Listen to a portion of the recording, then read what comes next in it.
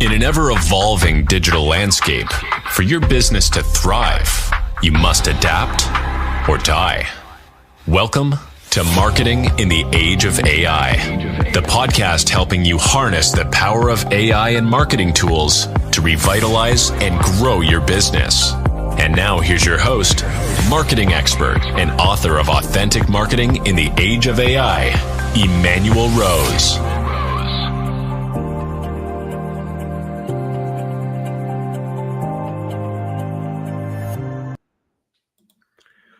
Welcome to this episode of Marketing in the Age of AI. I am Emmanuel Rose, and today we're diving deep into the nuances of AI in content development, in healthcare, in answer engine optimization. And my guest today is Diane Hammons. She has an extensive experience across hospital systems, national insurers, and cloud technology firms. Diane knows firsthand the challenges and opportunities that digital transformation present in healthcare. As the leader of the AI Pathfinders at WG Content, she is dedicated to harnessing the potential of emerging technologies while navigating the strict regulations of the industry.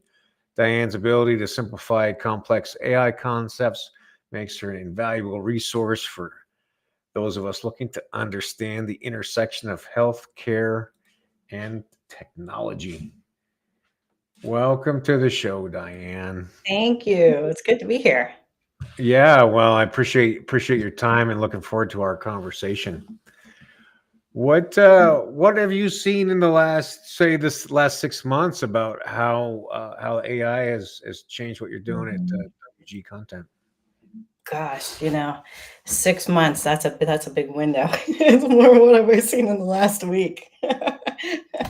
But yeah, I would say in the last 6 months, at WG Content, the majority of our client base are in the healthcare space. And in the last 6 months, I think they've really woken up to that idea that it can't be ignored. And well, AI can't be ignored in a broad sense, but it definitely can't be ignored in terms of search. There's no disputing that those numbers keep going up in terms of, like the number of people using ChatGPT and other LLMs instead of Google. But also, gosh, just this week, it just seems more changes on the Google sphere too, where it seems you can see Google moving more and more towards AI.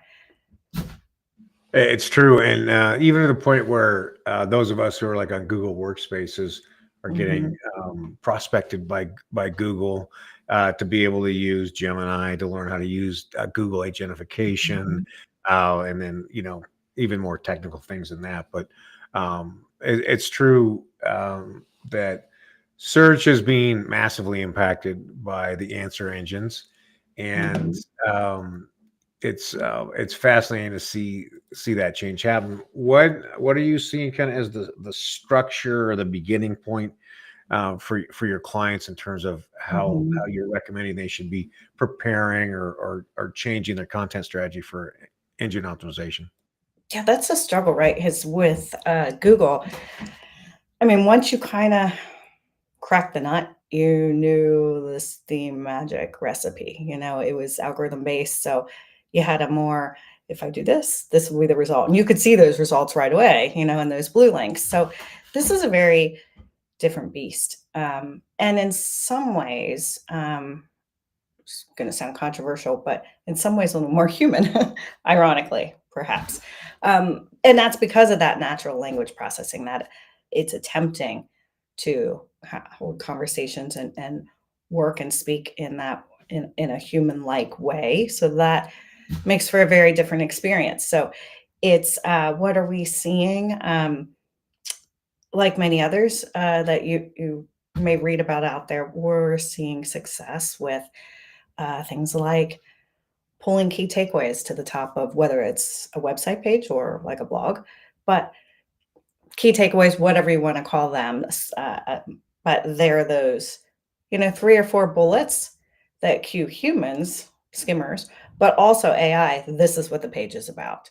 And that just becomes more and more important because it's coming through and it's looking and it wants to know clearly and definitively what's here and does it match the intent of the user that it's generating a response for. So things like that.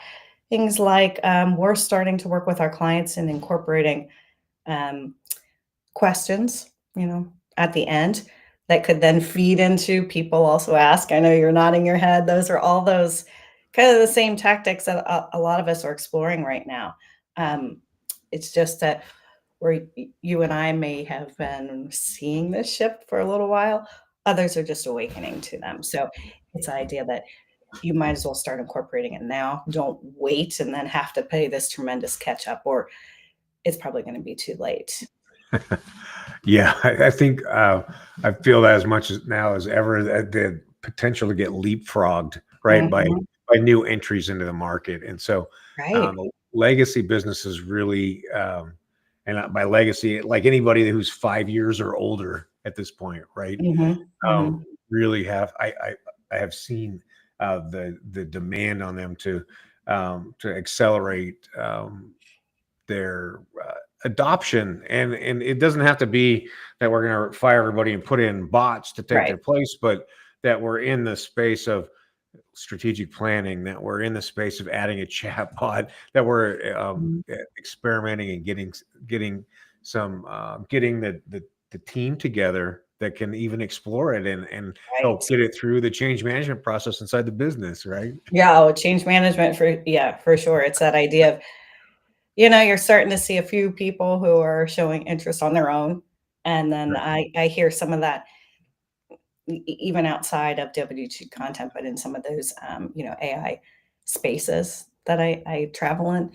Yeah. And it's that, I know I want to do this. I know it's important, but who am I and how am I going to get any kind of traction? So, I'm always encouraging people to, gosh, you could start a Pathfinders team, like I did. You don't really have to wait for permission to pull those sources together and just, kind of organically help your peers come along and get used to the idea. Yeah, I like that a lot. I like that, Pathfinders. I think that's a cool phrase. Assembling the people who are interested. Hopefully, there's from a few different departments, right? That's the other part. Usually, you'll get somebody from IT who's already in the space, but then the rest of us from marketing, from finance, and then from the executive team, so that we can figure out kind of what the list of use cases are, and then start to make an assessment process for use cases, and then I think the other part that's critical, and you mentioned it in your bio, was just about the compliance part, and that we have to have a governance policy in order to make sure that not just that we're HIPAA compliant or SOC 2 compliant, but that we're not just splashing the IP out into the world that we don't want anybody else to know. Right. Absolutely. I was on, ironically, I was just at an AI in healthcare summit, and it was all entrepreneurs, clinicians. It was more the clinical side of healthcare, attorneys. And I mean, think of all that's happening in medicine. And there were some attorneys who are still saying, like, don't put even if you think you have a closed AI model, do not put PHI there. There's just, it's hard to one mistake is going to be hard to come back from. So, yeah, for sure. Well, getting back to this idea of the answer engine optimization or generative engine optimization, what you mentioned just the questions and answers, right? So like just the FAQs, that's a great spot for people to start. What are some of the other starting places that you're recommending for your clients? Yeah, well, everybody can apply this, but especially in healthcare, they have a unique opportunity also to really show their authority. We've been doing that EAT was already part of SEO tactics with Google, but how do you give even more triggers? So like in the healthcare space, thinking about if you have blogs, you have written by, make sure it's attributed to a real life person, but you also have the opportunity to say medically reviewed by. So Oh, here are nice. like Yeah. two indicators now that really signal authority and trust to Yep. humans and AI. So we're starting to look at some of things like that as well. And, things like FAQs, when we're saying FAQs, we're talking about putting, two or three at the end of a page, at the end of a blog, at the end of a press release, whatever it might be. And, those continue the conversation. They're opportunities to link to other pages. And they also then can provide that really short summary that might be pulled into Google Yep. as well as all the LLMs. But it's not, I think I just wanted to clarify because I think sometimes people hear FAQs and it's like, okay, I'm going to do an FAQ page, but you don't want a dumping ground. That would be ignored. That's counterintuitive. You want everything to be related. And that's why I say it's really applying that human mindset. Does a human want to parse through 50 FAQs? Probably not. They want the ones related to the content on the page that makes sense. Yeah, and I think that's such a great point, and the human part of it, and then that's what's driving your ideal client Mhm, profile, and then mhm, to look and chart out that process that the human's going through to make decisions, and mhm. then to find spots to generate content for each of those stages, right? Yes. And since you mentioned that, that's a perspective we're taking as well. It's think of AI as another target audience that you are considering as you're writing these things. Because I find it's still early, right, for many of us, and it's intimidating, and it sounds so scientific. So, I think as marketers are more on the social humanity side, it can feel like I don't get it. Um, but if you can just put it into a perspective that we all live and work in every day, it suddenly seems a lot less daunting. So, as you were just saying, you can think of AI as another target audience. I'm writing this piece, it needs to appeal to, I don't know, 40-year-old single women. At the same time, it needs to appeal to this AI persona. And you can treat it exactly like that so that you have kind of a picture in mind, a character in mind. Um, what are its, just like a person, what are its pain points? What are its goals? And, y- so what are its pain points? Well, it hates um, unsupported claims. So that's why we're putting things like attributed, reviewed by. It hates, a lot of fluff. So keep it clear, keep it structured, keep it concise. Don't go. Not that you have to take all the marketing and the human element out of it. Storytelling's good. You just want to make sure you get to the point, and you can back it up because it also, once, like I said, it doesn't appreciate unsupported claims or outdated information. All of those kinds of things. You can just think of it as a person. That those are its pet peeves. And then you can think about too, you start to get into then, okay, well, if it was a person, I have to also consider, well, who influences that person's decisions? If they're a healthcare consumer, retail consumer, well, who influences AI's decisions? For healthcare, where it's and you can just by doing visibility checks, you can start to get a sense by patterns what are coming up. Reddit, surprisingly, Wikipedia, but with healthcare, like Ratings MD, Health Grades, Vitals, those places where it's saying, you made this claim, I'm going to go check it. I'm going to go fact check it. Yeah, Those I kind of love things. that. And the other thing that is great about using it as its own persona is that you can Mhm. actually then go and ask ChatGPT, what should I be adding in to make this more Yes. accessible, right? Yes. So you always have that um, very obvious play, so you're not just guessing. Mhm. Right. And then you can conversely, you could create, say, a custom GPT of that persona. So it's like, AI within AI, talking about AI. that you can continue to hit like you would any other persona and have it review content to see if it hits the mark or not before you go live. You can find those blind spots we have,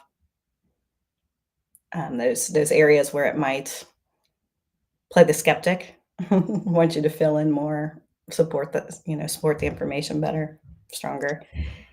Yeah, and also to be that kind of McKinsey consultant. So Yes. you got kind of an older, wiser support and asking you questions and asking you to find out more information. What are you finding out about in terms of your clients' interest in being on podcasts like you're doing right now? Talk to me a little bit about that. About our clients, like where they're searching for their information, you mean? No, are they interested in being on podcasts, and are you having some success with that kind of PR part of the podcasting? Yeah, definitely. I mean, we have a not quite so formal, but even a variation at WG Content. And I've been on some with some of my partners in the healthcare space as well, where they've created their own podcast. Sometimes that's a health system, sometimes that's a healthcare marketing consultant. But yeah, absolutely, because it's a good format. It's a matter of finding the source. At least for me, I think about it as finding the source, like yourself, that brings the most content that relates to me on a weekly, monthly basis, because it's hard to follow them all. Impossible. There are many, and they all serve a different purpose. I mean, I don't say there are many like that's like there are too many. It's a matter of there's something for everyone. So you find the one that really strikes a chord with you, at least, especially when it comes to AI. That's how I think about it. Which one strikes a chord with me? Because I can't listen to all of them. So I pick my favorites. Yeah, I think that's the way to do it. And I think AI, as much as any topic in my life, has created the most fatigue. Right, like there's so much news and information coming out, and then it is changing so rapidly. It Mhm. is so difficult to stay up to date with. So, what are some of the other places where you're getting information where people are aggregating information about Mhm. AI? Tell Mhm. me about that. Well, I just came back from MACON, the Marketing AI Institute conference. So Yeah, were nice. you there? Have you attended in the I past? wasn't there this year, no, but yeah, Okay. that's an Gosh, amazing. yeah, that's number one, right? For marketers, you should be going, or at least paying attention to Marketing AI Institute, listening to Paul Raitzer, following him on LinkedIn. He's a great source for aggregating, not just for marketers, but giving you a sense of AI in its entirety. And I think that's important. Um, just similar to again, I keep putting everything back to if you put in your context of what you've been doing all along. As a marketer, I've always thought, okay, even if I'm in a healthcare space, doesn't mean I don't look to other verticals for inspiration. And it's the same. You Absolutely. can't like only focus on one part of AI. Gosh, see how other departments, other roles, other industries are using it, because that's where you find your inspiration. And that's where maybe something that seems pretty obtuse suddenly clicks also. So I appreciate that kind of broad sense that they bring to it, even though they're called Marketing AI Institute. Along those same lines, I also try to get involved in my local community. We have a really good monthly meetup, and it's the same where With humans? You actually spent some time with humans. yes, yes. I can ask AI about AI, but I'd much rather, talk to humans. What are you experiencing? You know, what have you found? What are your best practices or your ahas? And yeah. I love it. Yeah, well, okay, so tell me, let's see, where have you landed? Which LLM have you landed on, and what are you using primarily? Mm, well, it's going to seem very cliche, but ChatGPT. I mean, honestly, the interface works for me, the user experience, and it continues to give me those features that keep me in there. So I've built many custom GPTs for myself and clients, and gosh, you can do that in some places, not in all of them. I'm starting to use projects. I love the Canvas feature that lets you edit in line. I mean, yeah, like I said, I go out to others sometimes just to get another perspective or to as a gut check, like, is this right? Is this hallucinating? To kind of get that kind of gut check. And then I'll go to Claude, Perplexity. I do that as well when we're just looking at visibility, trying to analyze how our company or our clients are showing up. But yeah, I keep coming back to the old workhorse. How about yourself? Yeah, I mean, the same. We have some clients that are in the Google Workspace environment. So I spend a lot of time in Gemini and working on the gems, which are the corollary to custom GPTs. Right. And then I'm doing some work with the agents inside Gemini as well. But yeah, ChatGPT,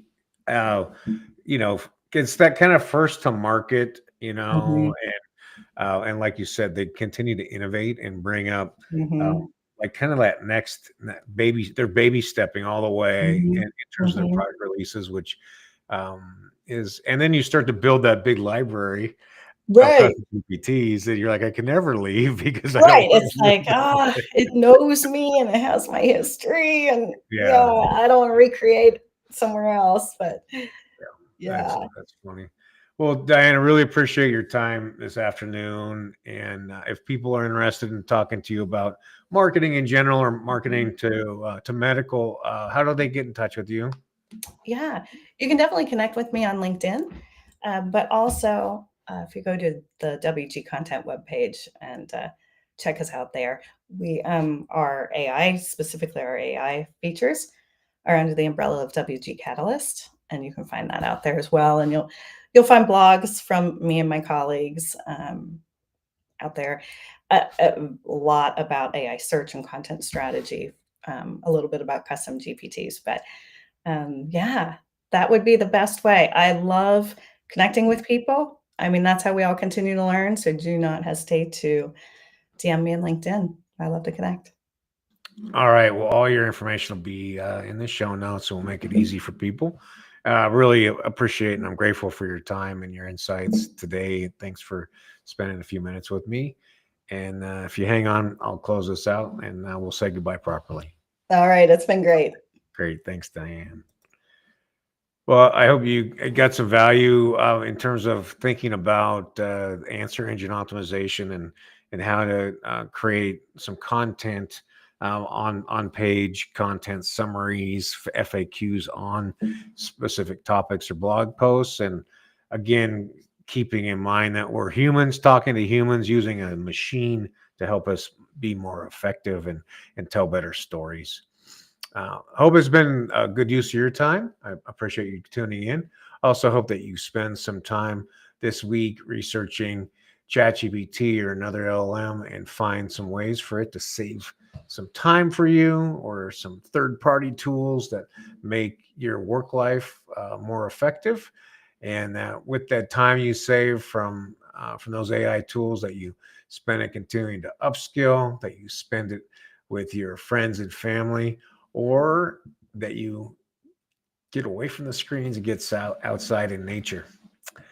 This is Emmanuel Rose, Marketing in the Age of AI. Thanks for listening to Marketing in the Age of AI. Be sure to subscribe wherever you heard this podcast so you never miss a future episode. Your copy of Authentic Marketing in the Age of AI is available at Amazon.com or EmmanuelRose.com. You can also connect with Emmanuel on LinkedIn.